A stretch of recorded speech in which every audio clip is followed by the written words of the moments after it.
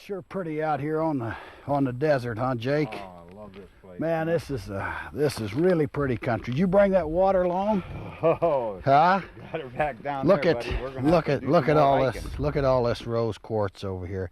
What we're doing is we're looking for the old post office at Weaver. Now Weaver was named after Pauline Weaver, and he was a famous guy. Gee, look at this quartz here, Jake. Look at this. This is a whole rotten layer of quartz, old rose quartz that runs through here. That's pretty. You know, I got some ideas. Yeah, I got some ideas. Why don't we take a break here, Jake? Okay. I got some ideas. I'm just going to set myself right down here. There's probably millions of dollars worth of gold right here in this vein. You sit down and take a break, bud. Okay. You know, look at this quartz, huh? I got myself an idea that if we can find that old post office, see, back in the 1860s here in Arizona, it isn't necessarily like what you see on television. The Wells Fargo didn't take everybody's gold. The United States Post Office was around. They had a post office here at Weaver, and the fellas took their nuggets in, Jake, and they took their nuggets in to the post office, and that's where they traded. They shipped them off, you know, for Phoenix and Prescott in those days, and then they deposited them in the bank up there, and the post office actually weighed a lot of the nuggets in. And I understand in this post office here in Weaver that they had a little assay office in the back. Now I know that there's a lot of stories about this old mining camps out here on the desert, and I want to caution you that mining areas are a dangerous area. You can be walking along, Jake, and folks, and you can see a hole. You can't even see the hole. The old mine shaft there, you can't even see it.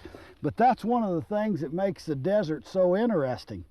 You know, if it hadn't have been for those old timers out here, you know, the desert is certainly not a boring place, but it's enhanced by the old diggings and the old tailing piles and the old workings and old buildings from the miners back in those days. You know, and this is a piece of rose quartz that I have here, and there's this white quartz all over the ground. You know, Jake, I ruined myself. I really ruined myself, buddy. I picked up a piece of quartz one day. We were out like this, just enjoying ourselves, and I broke the sucker open, and it had gold stuck inside of it. Wouldn't even pull apart. No, it wouldn't pull apart. And that ruined me. Every time I stop and bend over and pick up a piece of quartz, I got to take a look at it. And this is a whole channel run through here. Now, the way that you can find out if you come up on something like this, you say, well, does it have any gold in it? You know, there's heavy iron-looking rocks like this one. But when you find an in-place vein like that, we may have stumbled on a discovery right here, Jake. But how would we check it out? Well, there's a couple things you can do. One, you can take a sample of this, and then you can take it and send it into the GPAA, and the fellows crush it up, and they run a kind of an ore evaluation on it. And that'll tell you what it looks like to some of the fellows down there that run the assays for the GPAA. And then if you want to, you can take another bit of it and you can send it off to an assayer like Colorado Assaying or Reed Engineering over there in LA or someplace, and they charge anywhere from $15 to $25 to run your sample and give you a spectral analysis. Now, let me tell you that a lot of times the old miner, he'll come back and it'll show 4 or 5 ounces to the ton. He think, man, I've struck a rich. Yeah. I'm going to get rich on this. But when he starts crushing it up with his mortar and pestle and panning it out with a gold pan, he finds that he can't find any gold in it at all. And he says, what happened? Maybe the assayer lied to me. Well, it wasn't. A lot of times what you'll find is you'll find complex ores. That means that the gold is locked up in sulfide. So the first test that you want to take on this is when you get your sample back. If you've got one of those global positionings that a lot of the guys are using, or if you just know your way around the desert like me and old Jaker does, well, then what you can do is you can remember where this vein is. But the first thing you do when you get home with some of this ore is you take your mortar and pestle, crush it up, and then pan it out. Of course, we don't have any water out here to pan it out, so Jake and I are gonna go be panning any out here. But that's kind of what you do with it. And so if you come across a vein like this, don't just assume that it's been tested, or if there was gold in it, somebody would found it before you did. This is a big desert out here, big desert. And these veins, a lot of times, maybe this has only been uncovered here where you could see that it was running through, because you can see the ground here, Jake. It's just littered with remnant quartz. And so, you know, maybe there's a vein over there, but you'd have to dig down to find it. But in a few years, if you have a wash or flood or something, it'll uncover itself like this vein. So maybe nobody ever seen this before. And maybe they have. Maybe they've checked it before. But that's kind of the mystery of the desert, because you can continually check it out and you really don't know. There's no way you can tell. But what I'm saying to you is, if you go out on the desert like me and old Jake here, and you're looking around for gold, why make sure that you're careful, because those old mine shafts and places, you know, Jake, I stopped and picked up the top of a coffee can down there. I saw that. I'm going to try to pull it out of my pocket here, and let's give it a proper inspection. Look at here. It's got a guy with a whip, and looks like some mules or horses on it in Boston. Look at that. And what is that? Shapley Coffee Company. Shapley Coffee Victor Coffee. Shapley Coffee Company out of Boston. Boston. Man, that's old, man. That is really old. That's old. You know, I think I'm gonna hang on. I just found it laying right on the top. That's a piece of history, I didn't you know? need this metal detector to find that. We're working with the Fisher Gold Bug here. Jake and I did. It's about 2 miles in here. It's about 2 mile hike in here. I don't think you brought any water with you. Oh yeah, well, I took a good It didn't drink. it didn't look that far on the sectional map, Yeah. on the map that we have over there in the old pickup truck. It didn't look that far. So Jake and I thought we'd just walk in here, and of course we brought you along with us. We're glad you did. And this is at Victor That's Coffee neat. Company. Man, you find some of the neatest things out here in the desert. We'll get to poke around. Maybe we'll even find some gold. Now, see, I got this theory, Jake, that, and I could be wrong, I might be right, who knows, but I got this theory that these old miners, they brought their gold in to trade at the post office instead of the stage stop. Because a lot of those guys, they trusted the U.S. government back then, because that's back when people were a part of the government. Yeah. They weren't just the governed like a lot of times we feel like we are today. They were a part of the government, so they had a lot of trust in the government, and they bring their gold nuggets in and they trade them right there in the post office. And there's a guy had a little assay office behind it, if we can find that old post office. Now, the last time I was here was about 20 years ago, Jake. Yeah. And the old post office was still standing with the roof on it, but I haven't been back in a long, long time, and I think I can find my way back over there. And so that's what we're looking for, and we're taking a little break here. So I'm gonna take that with me. That's really a neat. That's a really neat thing. Yeah. Okay. Well, let's get back to it there. I guess we've jawboned long enough, but that's kind of what it's about, folks. You don't have to be in any hurry. You know, we don't have any clock to punch out here, do we, Sure Jake? don't. We don't have any clock to punch, and this desert, beautiful, man. These cactus, and you can see for 100 miles, and there's no people around or nothing. No God, smog. it's beautiful. It's a shame they're going to close this off someday, the people, Yeah. you know, because they don't have any environmental effect. It's thousands of miles out here, you know, and people have been using it for years, but I guess them environmentalists decided they want it all for themselves, Jake. That's right. But they don't have it yet, so we're going to enjoy it as long as we can. We're glad you're with us. Let's go on, Jake, because I think we got to go that away to find that old post That-a-way. office. So let's go, Okay. buddy. We're going to take a short break, and Jake and I are going to walk on over and see if we can find that post office. So we're going to take a short break, and we'll be back in a little bit. Don't you go away.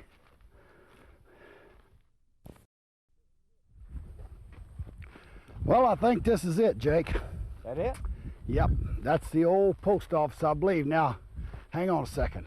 Last time I was here, the roof was still on that building. Yeah. That's been 20 years ago, and it's fell down. I didn't have a metal detector with me the last time I was here, but I believe this was the old post office. I think over on the other side was the front, because let's go over and take a look. Now, this is the old office of Weaver, Arizona. Yeah, see that right there, Jake? Yeah. That right there, that is the old front door. See, that's the Yeah, frame you that bet. went around the front door. Man, oh man, if this place could talk. See, Oh, I the bet. roof, it was in bad repair the last time I was here, but the roof is now down, and if you didn't know what you were looking for, you sure wouldn't know that this is it, would you? You wouldn't know that this was anything. Here, there's a piece of an old brick, and How did Weaver you know, come well, about? Pauline Weaver was a real famous guide back. He made it to California in the 1850s. Pauline did, and he was a real mountain man and well known all throughout California. And he led a lot of parties. He was a guide. Well, the president, or the president of the United States, President Polk at the time, had asked the Congress to allocate some money to get some parties guided up and to look at the Arizona territory and to look at this territory for gold. So Pauline Weaver, he took and led a group of people up Weaver Creek here now, and then he also led a group up Antelope Creek over on the other side where eventually the town of Stanton got going and all that gold mining. But they named Weaver after Pauline Weaver because that was things. When he died, Jake, there's a real interesting story about him. When he died, they wanted to take him in the house, and he was laying there suffering. Got shot by Indians. He got attacked by Indians, and he was laying there suffering, and they wanted to take him in the house to die, and he said no, he wanted to stay outside because he spent his whole life outside. Regardless of the weather or anything, he always stayed outside, and that they carried out his wish. And they say that he's buried over there at Stanton in the graveyard just outside of the big old dance hall and saloon over there. That they got a graveyard over there, and they say that's where Pauline Weaver was buried. And when Charlie Stanton died, Charlie Stanton was shot by the Lucero brothers towards the end of the century there, and because Charlie Stanton was such a crook, he was involved with the Lucero, well, with the Francisco Vega and Vega's gang, and they robbed and pillaged from the Mexican border all the way to Prescott, and finally met the U.S. Marshal over there, and he hung Vega. But the Lucero brothers was part of Vega's gang. They shot Charlie Stanton. The people at Stanton, Arizona, didn't want Charlie to be buried in the same graveyard with a man of the statue of Pauline Weaver. So that's why they moved Charlie Stanton's grave up the creek there about a quarter mile. Well, let's get this metal detector out. What I'm going to do, folks, is Jake, he's pretty good expert on metal detectors.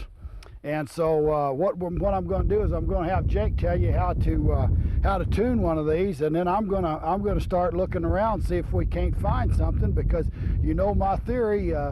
Now, I may be wrong, but I've done a lot of studying on history, Jake, and the old-time miners, well, they brought their gold up and deposited it into the post office, and a lot of times the mail was picked up by stage, and sometimes they put it with Wells Fargo, and sometimes they didn't. But them old-time miners was pretty cagey, and they didn't trust it to stage drivers. They knew that the U.S. Post Office would make it good for its citizens, because the U.S. Post Office stood behind their service back in them days. And so a lot of the old boys, and I'll bet you there was a lot of gold come through the door of this old post office, and if we get lucky, maybe some of it's still out there.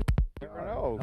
You never know. That's what we're looking for. And you know, we're just poking around. You know, Jake and I, we run a lot of dirt over riffles and water and stuff like that, but it's always fun to get out in the desert for a day and take your metal detector, and God, it's peaceful out here, a million miles from anywhere, a long ways from that commute on Friday night, huh, Jake? You bet. Long ways from that commute. So why don't you show them something about how to tune one of these metal detectors up using the Fisher Gold Bug.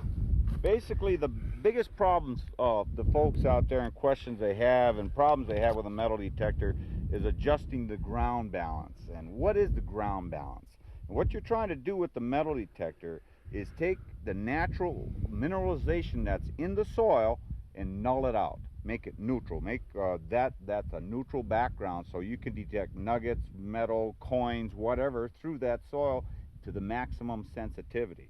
And that's what we do here. Like the Fisher Gold Bug is quite easy to ground balance, but basically when you turn her on is you use your ground reject on it, and going up and down to the ground, you'll get you adjust the ground balance to get an equal tone going up and down. Same sound going up and down. Then it's If neutralized. you get a woo-woo coming up and you don't hear nothing going down, then what you want to do is you want to keep adjusting until you get the woo, woo coming both ways. Now I'm not going to turn it on because I've got this one set up, and we're going to start doing a little digging. You got a tool to dig with? I got me a chunk of stuff here. I like to carry little. I'm going to turn this on. I got me a piece of metal. I'm going to turn this on, and we're going to start looking around here, Jake, and see if we can't find something. Oh. Now that's a piece of metal. That's laying right on the surface. I can see that, Jake. Dig that up and see what it is. That might be it's an old tin can. Well, you know, I'll tell you what, this tin can I got in my pocket, that's a nice, that's a souvenir. There's a nail. You can tell. Now you can listen. You know, if you're in tune and you're listening, you can hear. Now see, I've hit something there, Jake. Yeah. Now that's different. See, that's different than all this ground sound. Start digging right in there.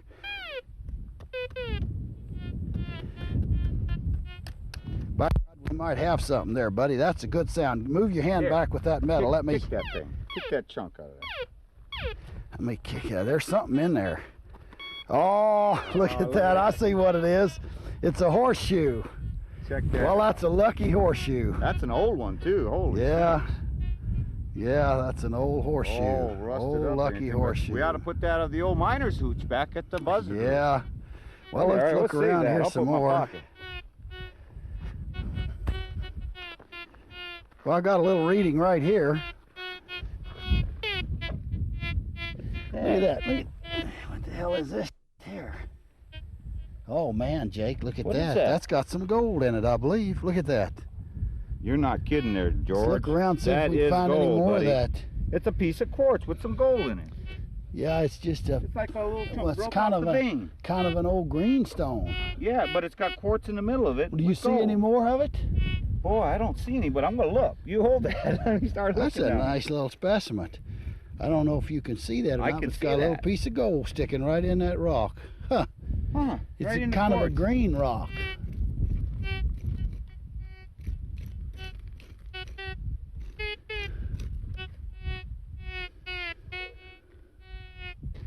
You can tell the tonal differences on your detector a lot of times with a little practice. A lot of fun. A lot of fun, Jake. Nugget, and you get yourself a piece of iron and pull tab and screws and stuff. Drop my glasses. Let me lay them up there. Yeah. I'm gonna lay this. I got another piece here, I think, Jake. I don't see any gold on the outside of it, but you never know. Look at here. Here's another piece of that green stuff. I got something right here too. Oh, it's a piece of metal. I can see it. See it right there. Well, you can tell your tonal difference. Well, maybe we'll find one of them old tobacco tins with gold in it, Jake, huh? Hey, I'll tell you what. Now I got oh, that's different. I got something here. I got something in here somewhere. Oh, here, look here. Oh, it's a piece of tinfoil. Well, you were right over here a little bit. Move it back over here. Piece of tinfoil, I think, Jake. That's a more. Well, you that's get a more readings solid all over signal. the place over here. I've listened to various tones of steel, iron, and all that kind of thing. Man, that's different. That's different. I'll get. Take a handful of that and let's see if you got it in your hand, huh? Let's get.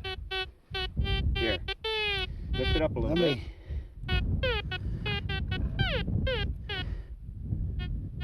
That's another piece of that green stuff, It Jake. sure looks like it. That's another piece of that green stuff. Let me look at that. Man. You can see the gold in it right there. See it? Yeah, yeah. See it? Lay that up there with that. It's enough for the pepper.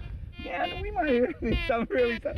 Well, there's still something in there, Jake. Look under this rock. Look right here. Is that a piece of that stuff? Here, here. Let me get this dirt here. Uh-oh. Oh, hey, look here. Look at this, Oh, man. Look at that one, buddy. Holy smokes. That's a nugget. That's not a piece of quartz. That's a nugget. That's nice, man. Look at that. Watch my line. You get excited and you get kind of carried away out here, you know. Man, that's something to get excited about. Look at it. Come on, move off that. Let me dig some more here. There's something else. That doesn't sound quite right, but let me check it out. Let me balance this detector. I think what you have here is a hot rock down here.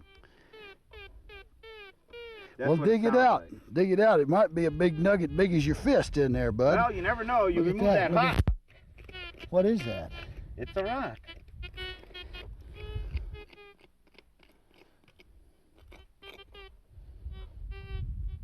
It sounds like a hot rock, George. It really does. Well, check it out there, Jake. There's. Man, we should have brought a shovel with us. Boy, this dirt's too hard for even a shovel. Look at that nugget, Jake. That'll make you feel like digging. Man, look at that, buddy. You got that right. Huh? You got that right, man. That's nice. Just put that down there and let's see how that sounds on that detector. Okay, put it right here. Nice, smooth tone. Yeah. It's you practice that way. And that's what you do. You practice with a nugget. Pick that one nail. up before we lose it again, There okay? Oh, we ain't gonna lose that. I ain't gonna lose that, man. Here, I'll put it in my pocket.